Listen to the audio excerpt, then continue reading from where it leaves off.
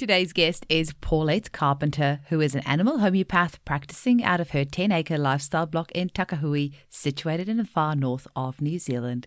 Her business, called Natural Pet, caters to all animals, including cats, dogs, horses, and farm animals. She has several ranges of homeopathic pet remedies, a full dispensary, and she does one-on-one consulting. She is also the treasurer of the New Zealand Homeopathic Society, where she looks after the book room. You can find out more information at www.naturalpet.co.nz. Enjoy the episode. Welcome to the Homeopathy Hangout, where we discuss all things homeopathy from around the world. And now my mum and your host, Eugenie Kruger. Hello, homies, and a very warm welcome to Homeopathy Hangout. Today, we get to hang out with Paulette Carpenter from New Zealand. Welcome, Paulette. Hi, Eugenie. It's lovely to have you on today. Tell us a little bit, how were you first introduced to homeopathy? I think, like a lot of people, I actually had a bit of a medical event in my 20s and I wasn't very well. And a friend of mine said to me, why don't you go to see a naturopath? So I did. And I followed what she did and I got better and I thought, I'm sold on this natural stuff. So then I decided to actually study it myself. So I started naturopathy. But then I realised I actually want to do animals. I don't want to do people. And one of the ladies said to me, you should look at homeopathy because once you go homeopathy, you never go back.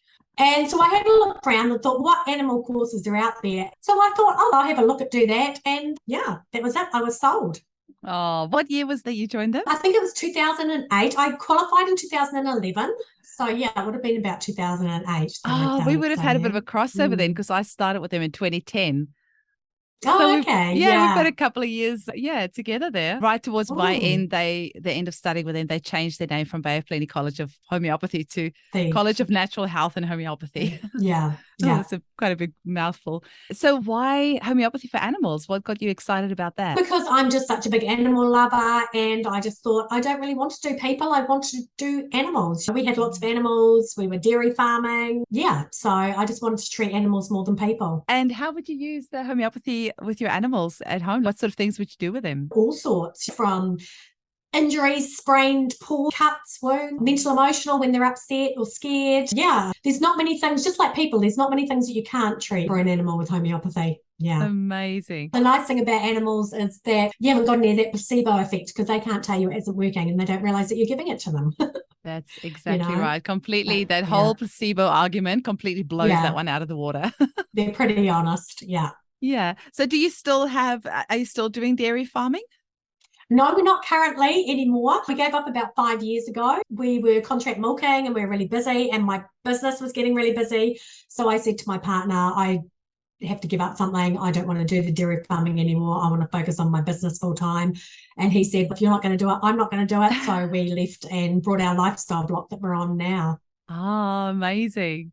And you're also the treasurer for the New Zealand Homeopathic Society. Yes, I am. Yeah. When did you join them? Gosh, I think around 2019, I think. They put the call out and said that the society really needed help. So a group of us got together and thought we're going to help it and build it back up. So yeah, it's been good. That's really a labor of love, hey, because it is. At the end, you might think, I'll put my hand up, just be a couple of hours here and there, but it probably ends up being so much work that you end up putting into it. And then on top of running your own practice as well. Yeah, definitely. And I also look after the book room. So I get to order all the books, which is a bit dangerous because I just don't want to buy everything. And and that takes up quite a bit of time too. But I do love it. You've had a few emails from me over the last couple of years. Have you got this book? Have you got that? So Paulette, you also have a range of products that are going into shops. So Takahue, right? Yes, I do. I was back in 2019, I think December, I was contacted by a distributor that wanted to have a homeopathic cat and dog range. So in March 2021, they placed their first order and my cat and dog range, which is called Takahue, is now getting out into pet shops and I have it in some health shops and even a couple of natural vets. So wow, that is really cool. And what sort of products do you have? I think there's actually about 38 remedies in the range now. I originally started off with about 12. And then when I get asked a lot for a certain remedy, I think, maybe I need to start adding that into the range. So I do fleeing, Spring is my contact allergies for allergies to grasses. That's one of my best sellers. My drama queen for anxiety. I do a lot of tonics for kidney, liver, Cushing's disease, hypothyroidism in cats. Yeah. And do you have, because I think in New Zealand you can still do personal fireworks, right? We don't have that here in Perth, but I remember when I was living in New Zealand, it would drive me nuts. Like from about the 5th of November with Guy Fawkes all the way through till New Year's, there'd just be fireworks going off, and the poor animals would just, do you have a mix for that as well? I do. I have my Fearless as for that, for fireworks, and yes, and we still do have people can use them. Oh, why do they still do that? And the other thing is, once when my kids are a bit older now, when they were babies and the fireworks would go off and you just put your baby to sleep and the bloody firework wakes them up, I'd be ready to go kill somebody. Because daylight savings is set in then, so it doesn't get late or dark till like 9:30. So and then everybody sets their fireworks off after that. And daylight saving is my other gripe, so let's not go there, because when you had luckily we don't have daylight saving in Perth, because I used to remember just getting wanting to get my babies to sleep, but I had to tell them, okay, you have to go to bed an hour earlier now. They'd be like 3-4 years old, they look outside, but it's light, the sun is shining, I can't go to sleep now. Anyway, so it's wonderful that people are happy to have your products in the shops, and I think people in New Zealand are a little bit more open-minded. Most people at least know what homeopathy is. Here in Australia, we've got a real struggle with actually educating people on what homeopathy is. And it's wonderful that you've managed to grow the range so quickly from just, what did you say, 12 now to about 36 in such a short period of time. That's incredible, and wonderful that vets are stocking it as well. That says quite a lot. I'm actually getting more, and I'm finding that as well. Vets will actually have started referring some of their customers to me, which was really nice, because that's something that never used to happen. And you still get some that are very close to it, but more and more are becoming more open. We actually have a part of, I think, the veterinary university that actually has a complementary side to it, and each year they have a conference, and I actually do goodie bags for the conference and have a little remedy and lots of little information and stuff like that they give out to all the university vet students. So that another is way cool. of getting it. Absolutely wonderful.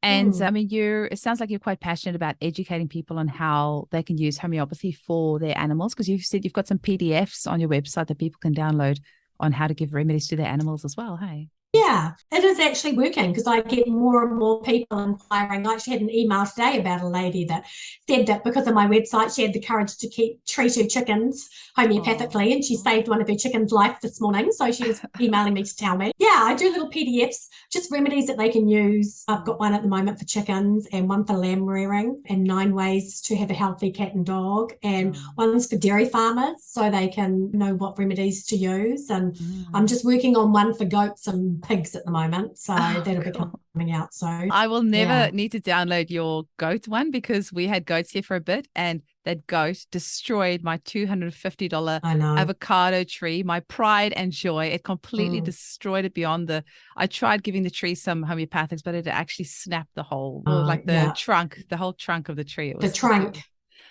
I gave it arnica and gave it aconite, but the tree was just like, nah, I'm out of here. So they are very destructive goats. They're so cute though, especially the miniature ones. But no more goats for me. That's it.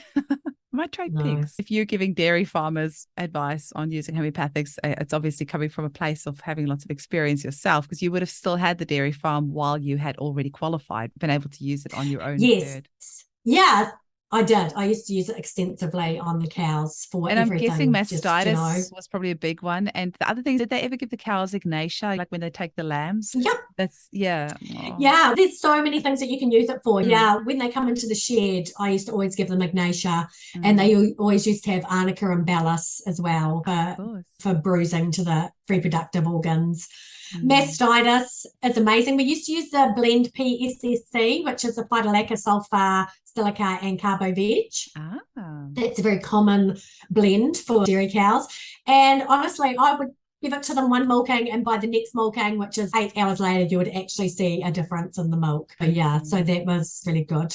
But lots of things for helping them cycle, getting pregnant. Coliphylum, a biggie for giving 6 weeks before calving the uterus. I've actually got a good little case about that. But tell us.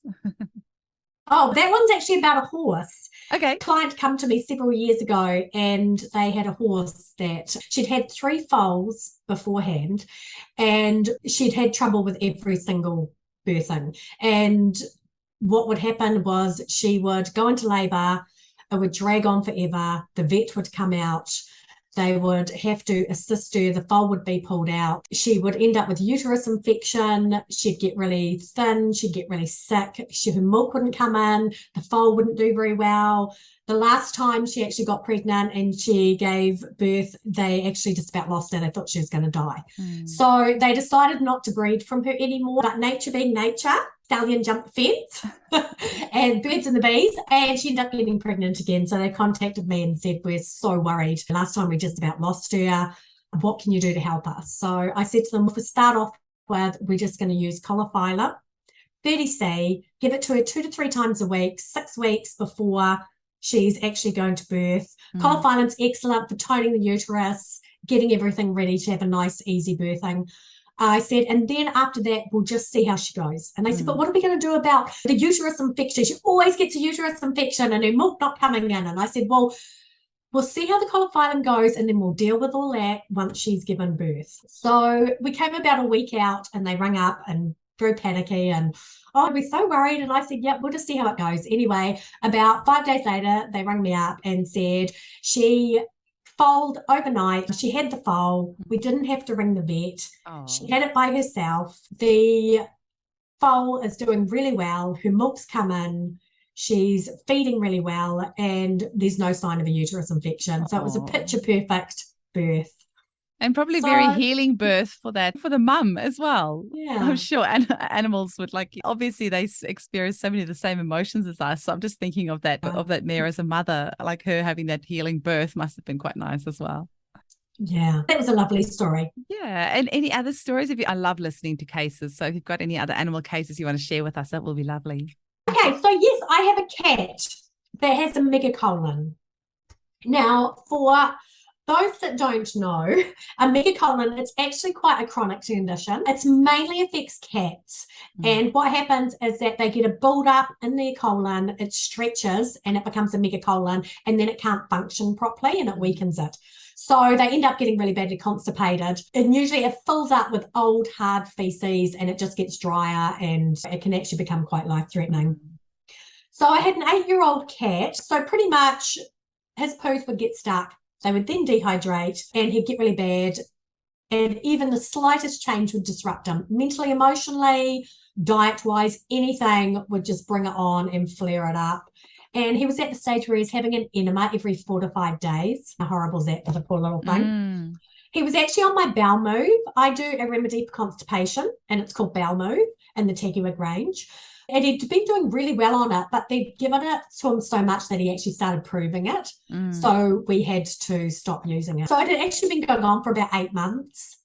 And what happened is they actually put it back to a really stressful event that had happened to the cat. They don't know what happened to him, but he came in one night and he was absolutely terrified and all his back claws were shredded. So they have no idea what happened, but they also had a neighbouring Tom cat that moved in as a kitten and they were friends and used to play together and got on really well.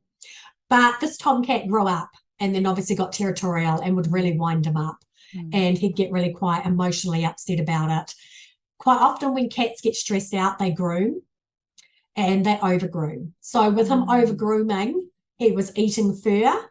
So that was causing big clumps in his intestinal tract, which was the whole cause of the megacolon. So it was pretty much a mental emotional issue that was starting it, but it ended up being that physical problem. So we did the case. He was a pretty laid back little cat apart from that. He wasn't a lap cat, but he was very talkative.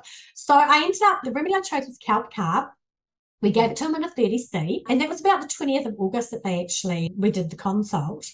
So on the 18th of this month, they contacted me back and just about out of kelp carb and said that he was doing fantastic. He was having normal bowel motion since he'd been on the remedy. He hadn't had an enema since he'd been on the remedy. But there's still a little bit of blood and mucus left in the stool. So we ended up repeating the kelp carb, and I also put him on Morgan bark, the bowel noso, to see if that would help with the clearing up I just love bowel nosodes, Yeah, me clearing up too. the blood and the mucus. So Yeah.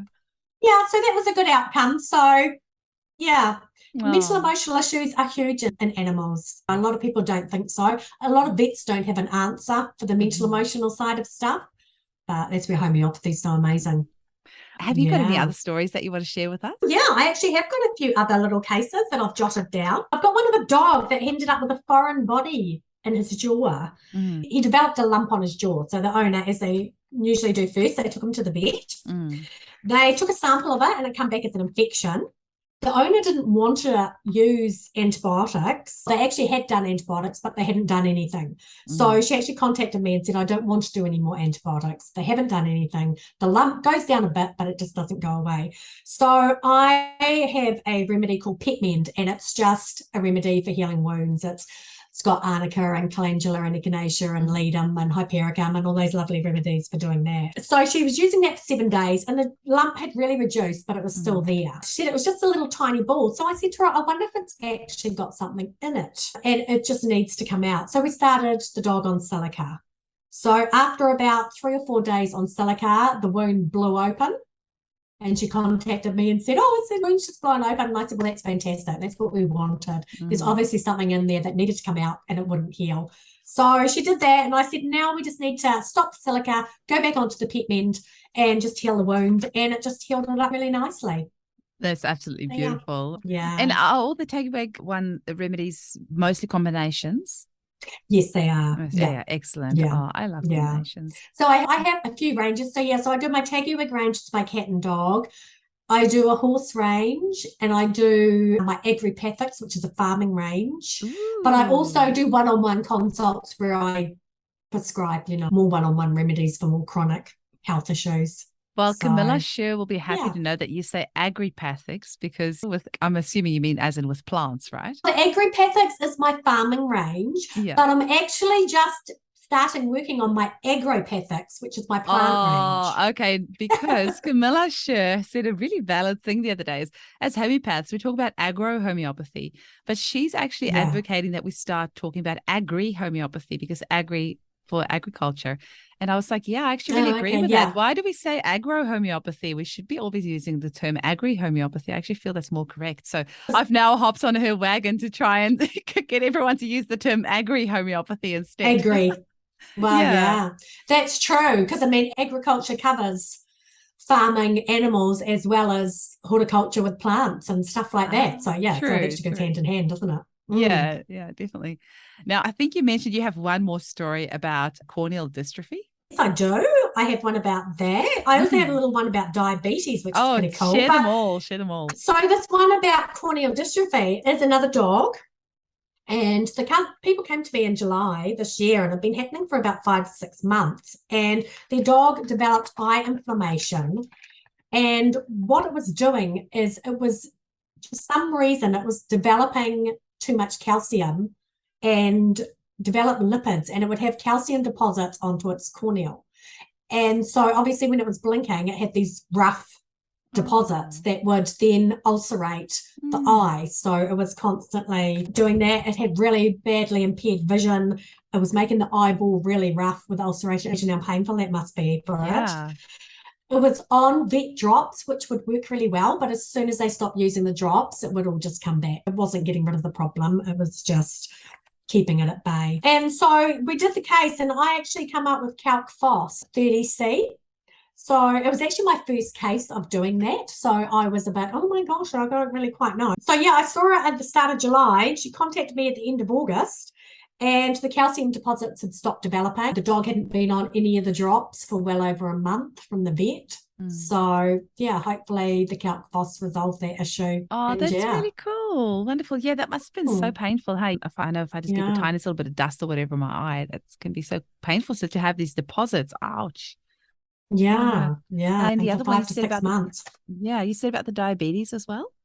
Yeah, I had a little dog. The owner came to me in August and it had just been diagnosed with diabetes about 4 weeks earlier. All that it was doing, it just started weeing around the house a lot, weeing a lot more than what it usually do. So they took it to the vet, they tested it, and it was diabetic, and it was on 2 injections a day to try and keep it under control. We did the case And the thing that I've noticed over the years is that a lot of dogs and even cats that develop diabetes, and they've got a history of having pancreatitis. So they tend to have, all of them seem to have had pancreatitis somewhere along the way, and then they end up with diabetes. So now what I've started doing is my clients that come to me with their dogs with pancreatitis, I get them on the pancreatin nosode to try and help stop that happening. But yeah, apart from that, the dog didn't actually have any other symptoms that we could really, it was one of these cases that, no, it's appetite's fine, it's, urinating fine. Yeah.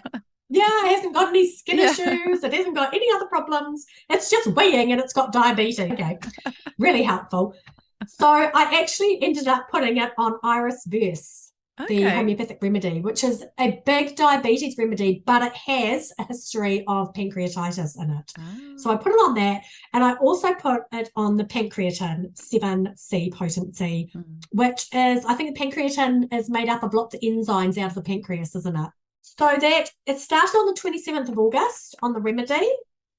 On the 30th of August, which was only 3 days later, it went into the vets for a day so they could monitor it and check it all day for its insulin blood sugar levels.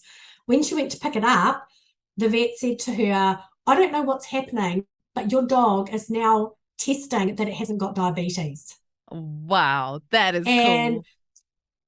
The vet said to her, what did you do? And at first she went, oh, nothing, because so many people don't like they don't want to admit. And he went, I don't understand what's happening. She goes, I have done one thing. And she said, what's that? And she said, I've tried homeopathy. And he went, what did they use? Give me their number. And I said, yeah, it doesn't actually always work like that. You don't just give everybody the same remedy. But what an amazing vet, though, to actually be open-minded enough to ask for more information. That's really cool. Not just say, oh, that must have been placebo. That couldn't possibly have worked. Yeah. And so then they had the little dog back in a couple of weeks later to check everything, and still was not testing at all. And so she was saying to me, why do you think that happened? And I said, I think what happened is that the pancreas was damaged and just wasn't functioning properly, and the pancreatin has just helped the pancreas function better and produce its own insulin. So now it's not reading that it's diabetic and needs its insulin injection. Cool. Just saying, we're kind of testing how long this dog might have to be on the pancreatin. We're not quite sure if we take it off it, if its pancreas isn't going to be able to function without it. So at the moment, we're kind of testing what we're going to do about that. And how are they administering it to the dog? Is it something that they're putting in their water bowl daily, or do they directly give it to them, or how do they administer it? I always advise customers to either do it into the mouth, food, or water. So I really leave it up to them, because at the end of the day, there's no use stressing your animal out to get a remedy into them, especially if you've got a cat. So people are like, oh my God, I cannot get the remedy into my cat. So you're better off putting it into their food, because you're actually probably undoing all the good that you're going to do with the remedy if you have to wrap it in a towel, get in a headlock and pry its little jaw open and then get drops in it. And I find that my customers still get really good results putting it into their food. Amazing. And no, I sometimes have to have a giggle that when I studied, we were told don't eat or drink for half an hour before and after a remedy and everything like that. But the remedies actually do still work, even if I still wouldn't advise my clients to take the remedy with food, but somehow magically they still work, and it's probably totally fine to do that. And especially with animals, I do know of this one client of mine who drills a hole in her carrots and then puts the remedy in there and then gives it to her horse that way. Oh yeah, it's the only way she can get it into the horse. I've been lucky with our cats and with dogs, with our dog, and when we had a horse, they all just licked it off my hand. So I've made some like little videos that I put on Instagram of me giving it to the animals, and then people say, but my animal doesn't do that. It'll scratch my face off if I try to open it up. Exactly. I think we've just been lucky with us. But what other ways do you recommend that people give remedies to their animals? Have you had to become really creative, or have you found some really good ways? I mean, have you ever had to dose a whole herd of dairy cow or a whole herd of lambs? Yeah, definitely. On the farm, in the shed, I used to lift the tail and spray it onto their fanny, because it's a mucous membrane and that's the only thing that's facing you. Okay. I found that really helpful. Even if you had a cow that was down, if you went to spray it on their nose, you can guarantee just as you got to their nose and you sprayed it, they'd move their nose and it would just mist into the air. So individually, that was really good.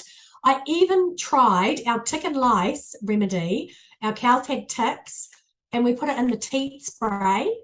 So it's a product that sprays their teats and helps their little teats close up after they're milked. And the next milking, they come in and they hardly had any ticks on them. So we found it worked really well just doing that. And when you're treating the whole herd, it's into the water trough. So you just go and put a few capfuls into their trough, whichever paddock they're in for the day. So every time they have a drink, they get a bit of That's cool. And do you then have to go with a big spoon in there, like kind of succuss it like around or stir it around, or do you just pour it in and that's it? I just used to just flick it over the top. And because as they're drinking it, it's going down and then more water's coming in. So it's just, the water. I always ask these questions because I know it's the type of things that our listeners are wondering about and that they would want to know, like what exactly, because people will be very specific with me and they'll say, how many milliliters of water do I need to use per 2 pillules and things like that. I'm like, it doesn't matter. But some people, their brains work in a way that they will actually want to be given specifics.